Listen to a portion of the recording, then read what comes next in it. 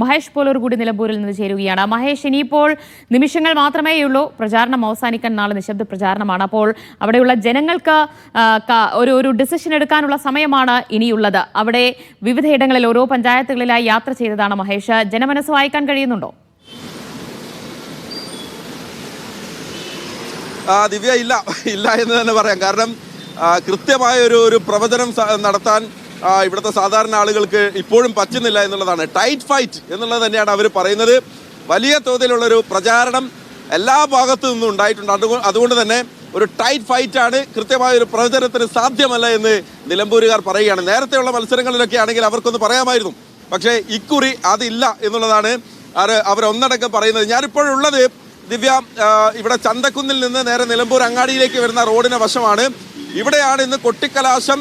അത് കൊട്ടിക്കയറുന്നത് ഇവിടെയാണ്. ഇപ്പോൾ തന്നെ പല പാർട്ടികളുടെയും പല മുന്നണികളുടെയും നേതാക്കളും പ്രവർത്തകരുമെല്ലാം റോഡിന് ഇരുവശവുമായി ഇപ്പോൾ തന്നെ തമ്പടിച്ച് കഴിഞ്ഞിട്ടുണ്ട്. ഒരു വശത്ത് ഇവിടെ NDAയുടെ പ്രചരണ വാഹനം എത്തി. അവരുടെ പാട്ടും ഒക്കെ ആരംഭിച്ചിട്ടുണ്ട്. ഈ ഭാഗത്ത് നിന്ന് ഇങ്ങോട്ട് NDA, അവിടെ നിന്ന് ആ കാണുന്ന മുകളിലേക്കുള്ള ഭാഗത്ത് അവിടെ LDFന്റെ പ്രചാരണം എത്തും. അങ്ങേ ഭാഗത്ത് അതായത് ആ ബസ്സുകളൊക്കെ ഇപ്പോൾ ബ്ലോക്കായി നിൽക്കുന്ന ഭാഗമുണ്ടല്ലോ, ആ ഭാഗത്ത് UDFന്റെയും വരും. അതായത് അക്ഷരാർത്ഥത്തിൽ നിലമ്പൂർ നഗരമാകെ സ്തംഭിക്കുന്ന ഒരവസ്ഥയിലേക്ക് കാര്യങ്ങൾ പോകും. ഇപ്പോൾ സമയം ഏതാണ്ട് 12:40 ആയതേ ഉള്ളൂ. ഒരു 1.5 മണിക്കൂർ കൊണ്ട് ഇവിടെ ആകെ ചിത്രം മാറും എന്നാണ് നമുക്ക് ഉറപ്പാണ്. കാരണം ഇപ്പോൾ തന്നെ ആളുകൾ വലിയ ആവേശത്തോടു കൂടി റോഡിന് ഇരുവശവും വന്ന് കാത്തു നിൽക്കുന്നുണ്ട്. മഴയൊന്നും ഒരു പ്രശ്നമല്ല. നമ്മൾ പല ആളുകളോടും ചോദിച്ചു, ഇങ്ങനെ മഴ പെയ്താൽ എങ്ങനെ ഈ ആവേശത്തിൽ പങ്കെടുക്കുമെന്ന് ചോദിച്ചോ. മഴയൊക്കെ അങ്ങ് മാറി നിൽക്കുന്നേ, ഞങ്ങൾ എത്തും എന്ന് പറയണം. അപ്പോൾ എല്ലാ പാർട്ടിയുടെയും മുന്നണിയുടെ ആളുകൾ ഇങ്ങോട്ട് എത്തും. നേരത്തെ നിഷാദ് പറഞ്ഞതുപോലെ കരുളായിയിൽ നിന്ന് നേരെ M സ്വരാജിന്റെ യാത്ര അത് അവസാനിക്കുക ഈ കാണുന്ന ഭാഗത്തായിരിക്കും, പുറകുവശത്തായിരിക്കും.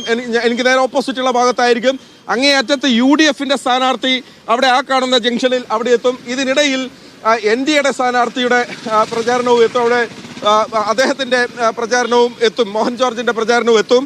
അപ്പോൾ അങ്ങനെ വരുമ്പം ഈ നഗരത്തിന്റെ മുക്കും മൂലയും എല്ലാ സ്ഥലങ്ങളും ഈ ജംഗ്ഷൻ ഏതാണ്ട് ഒരു 1/2 കിലോമീറ്റർ ദൂരം, 3 പാർട്ടികളുടെയുമായി 1/2 കിലോമീറ്റർ ദൂരം പൂർണ്ണമായി സ്തംഭിക്കുന്ന അവസ്ഥയുണ്ടാകും. പോലീസ് കൃത്യമായ ഗതാഗത നിയന്ത്രണം ഇവിടെ ഏർപ്പെടുത്തിയിട്ടുണ്ട്. വാഹനം അവിടെ ഒരു ആശുപത്രി കവലയുണ്ട്, അവിടെ നിലമ്പൂർ ജില്ലാ ആശുപത്രി ഉണ്ട്. അവിടെ അങ്ങോട്ടേക്ക് വാഹനങ്ങൾ പോകാനുള്ള സംവിധാനങ്ങൾ ഓൾറെഡി പോലീസ് ചെയ്തിട്ടുണ്ട്.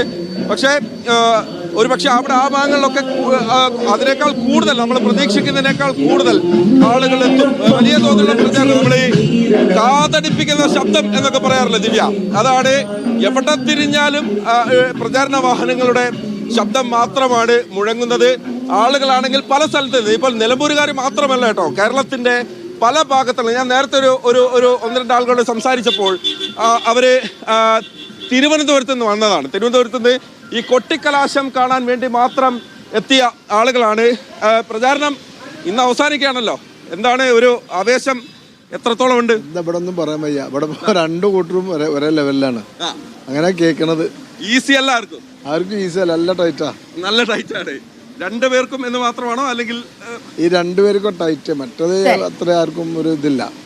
ഓക്കെ, അതാണ്. അപ്പോൾ ഇതാണ് ദിവ്യ ഇവിടെ ആളുകൾക്ക് 2 അഭിപ്രായമുണ്ട് ആര് ജയിക്കും എന്നതിൽ. അതോടൊപ്പം തന്നെ PV അൻവറിനൊപ്പം നിൽക്കുന്ന ഒരുപാട് ജനങ്ങളും നിലമ്പൂരിൽ നമുക്ക് കാണാൻ കഴിയുന്നുണ്ട്. എന്തായാലും ജനമനസ്സ് നമുക്ക് എങ്ങനെയായിരിക്കും വിധി എഴുതുക എന്നത് പ്രെഡിക്റ്റ് ചെയ്യാൻ പറ്റാത്ത ഒരു സിറ്റുവേഷനിൽ തന്നെയാണുള്ളത്.